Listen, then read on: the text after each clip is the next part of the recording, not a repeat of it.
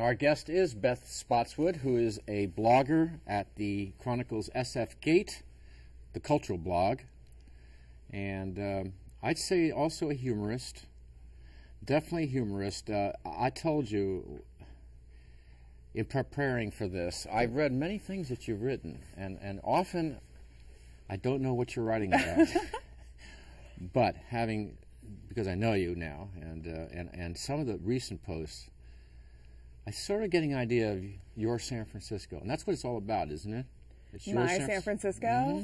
Oh, our San Francisco. Now that you're reading, Yeah, it's our San Francisco. Yeah, but your view is very, very unusual, and Thank that's you. why I wanted to have you on the program, because I think it is an interesting. First of all, you're a native. You were born and raised in Marin. Yeah, I was born in San Francisco. But Born in raised San Marin. Francisco. Yes. And you went to high school here. I went to high school at St. Ignatius. And so you're not like an outsider that comes in that's infatuated with the city. You know the city. Well, yes, yeah. So when you were in high school, you remember the movie Breakfast Club? Well. Okay, remember there were the 4 groups? Which group was I? There was the nerds, there was the popular football star. Yes. There was the gothic.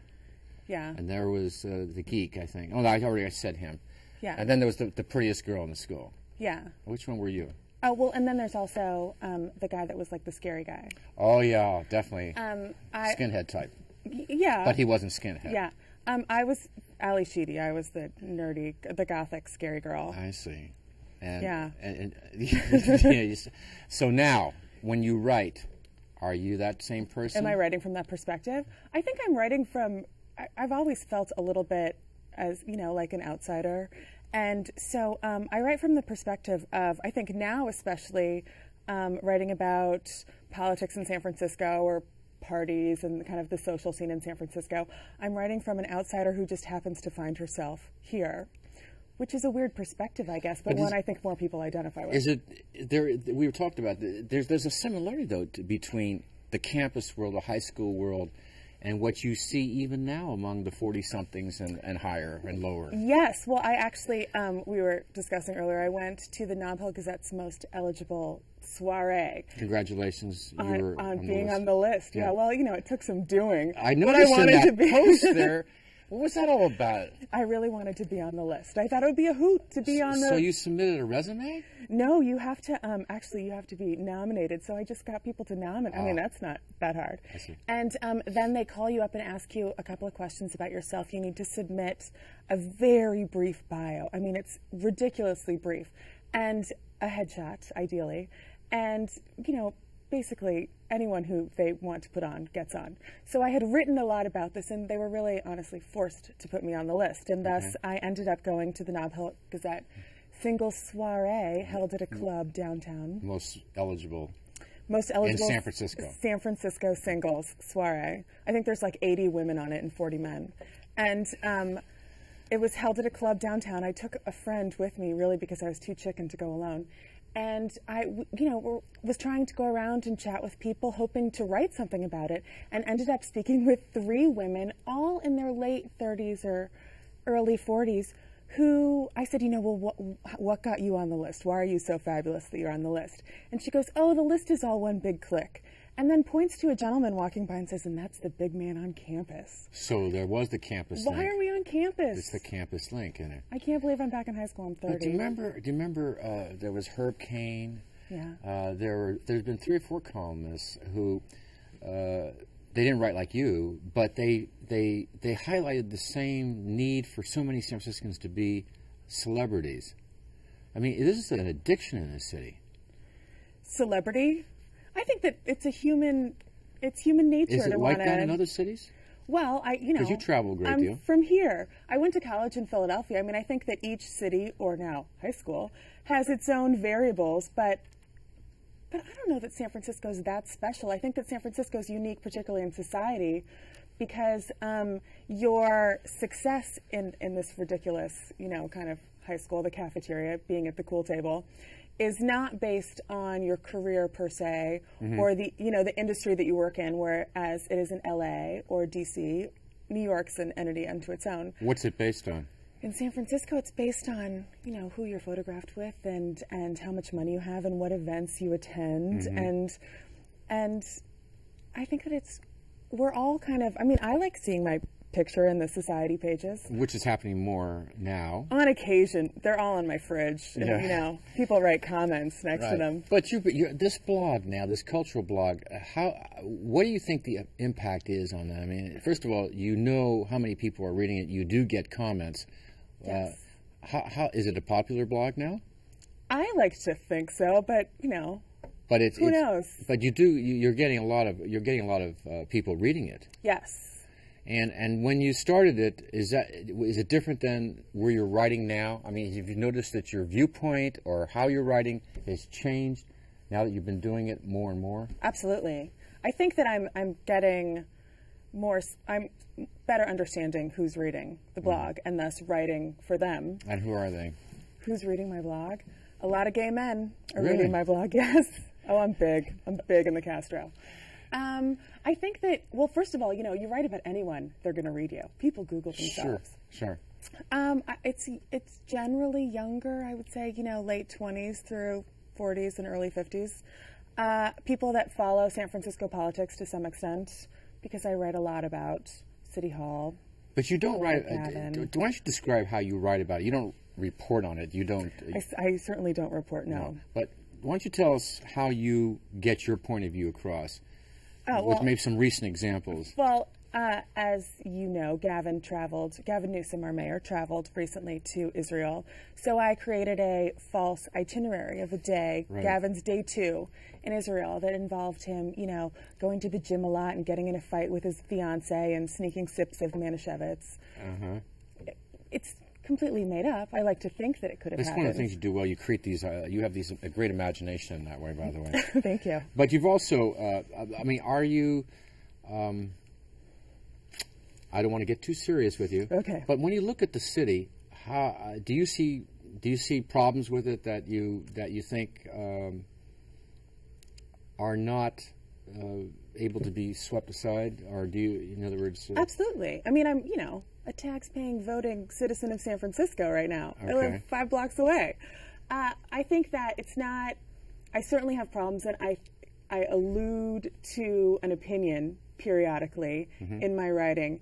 I try and stay away from any type of commentary on policy and get too specific, only because I feel vastly underqualified to do so, and there's so many great people doing it.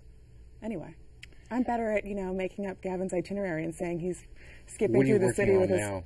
Right now, I'm working on. I'm attending 2 parties. I'm working on. What do you think the next entry will be at the Chronicle at the gate? Tomorrow. it's tomorrow. Oh, I'm going up tomorrow at noon.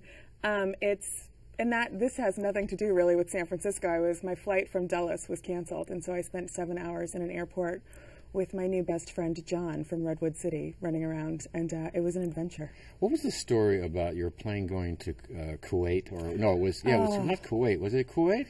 It was worse than that, wasn't it? No, it was Kuwait. Was that a real story? Yes, that Why was don't a you real describe story. that? As I was boarding for this trip, which I've just come back from, I noticed that my plane to New York was then further bound eventually for Kuwait.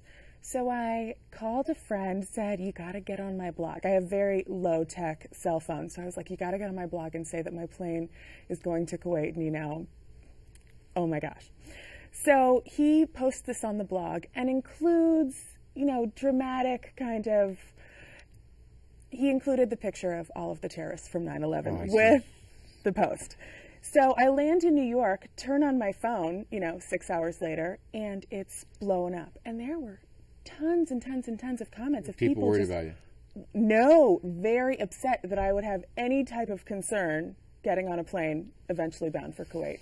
Which, you know, given I make fun of so many things in San Francisco, you know, in the world. I mean, I had a tsunami joke in there a while ago. Yeah. And suddenly the sovereign state of Kuwait is off limits. You actually also made a remark about same-sex marriages It was one of your posts about a week and a half ago. Which Yes. I mean, it wasn't against it. It's just that you. What did you write? No, I'm very for it. But what did you? Of I course couldn't. I'm attending many. That's right. So what was that I'm comment? sick of hearing about it.